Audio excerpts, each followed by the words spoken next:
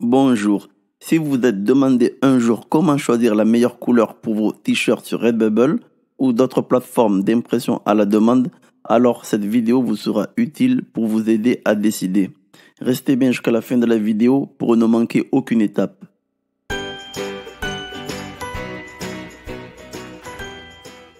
Avant de commencer la vidéo, pensez à vous abonner à ma chaîne. Si vous êtes nouveau ici, cette chaîne publie des tutoriels sur l'impression à la demande et je vous partage les outils et les stratégies pour développer votre activité dans le print on demand. Donc, n'hésitez pas à vous abonner si vous voulez être au courant des dernières nouveautés. Beaucoup d'entre nous, nous avons du mal à choisir les couleurs parfaites pour les t-shirts de nos designs. C'est une problématique qui revient souvent. Mais dans cette vidéo, je vais vous montrer comment choisir la meilleure couleur pour vos t-shirts, qui rendra vos t-shirts plus attractifs, qui permettra d'obtenir le meilleur taux de clic, et un meilleur taux de clic génère plus de clients, donc potentiellement plus de ventes. Je vais vous montrer comment tester directement les couleurs en temps réel, tester différentes nuances de couleurs de manière dynamique en utilisant Photoshop.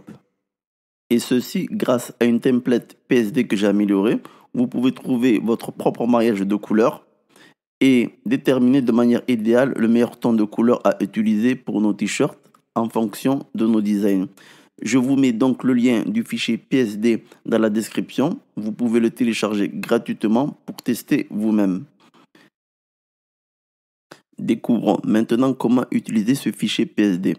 Donc, dans le panneau calque, double-cliquez sur ce calque dynamique pour modifier le design et insérer notre propre design.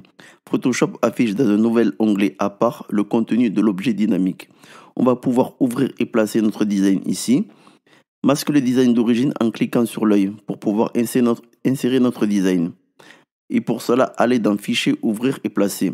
Vous pouvez déplacer et positionner, voire le redimensionner comme bon vous semble, puis sauvegarder les modifications. Notre template de t-shirt se mettra automatiquement à jour lors de la sauvegarde.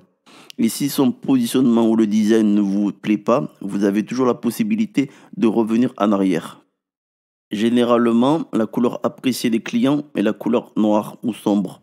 Mais sur Redbubble, on a l'avantage de choisir la couleur par défaut de notre t-shirt. On nous donne la possibilité d'utiliser un nuancé de couleurs.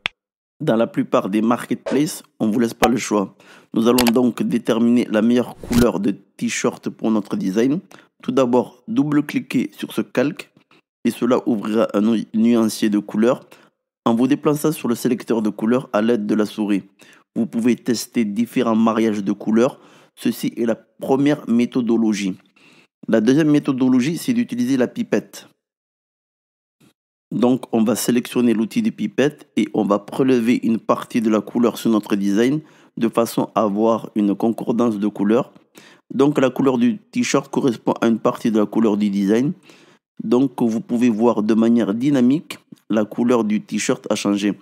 Je peux tester différentes parties des couleurs de mon design pour voir le résultat. Le fait parfois de choisir la même couleur que le design donne une impression d'une uniformisation, comme si les couleurs du t-shirt étaient une extension de la couleur du design. Et je vais vous donner une troisième méthodologie qui est pour moi la meilleure. Pour cela, vous pouvez utiliser un site web gratuit qui se nomme Paleton. Je vais également mettre le lien dans la description en bas de la vidéo. Ce site web propose des palettes de couleurs prêtes à l'emploi ou des générateurs de couleurs qui vous permettent de dénicher les couleurs complémentaires. Pour cela, on va sélectionner une partie d'une couleur de notre design en faisant un copier-coller avec l'outil de pipette et on aura un code hexadécimal de cette couleur. Puis nous allons le coller dans Paleton, dans le champ qui se trouve en bas à gauche. Par défaut, Paleton est réglé sur monochromatique. Les couleurs monochromatiques sont toutes les couleurs ton, teinte et nuance d'une seule teinte.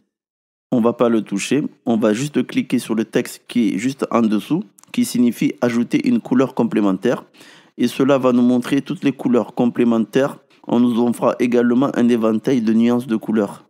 Tout ce que vous avez à faire, c'est de survoler la couleur dont vous aimez bien la nuance et il sera affiché le code hexadécimal que vous pouvez utiliser dans Photoshop ou même simplement copier directement sur Redbubble comme on a vu au début de la vidéo.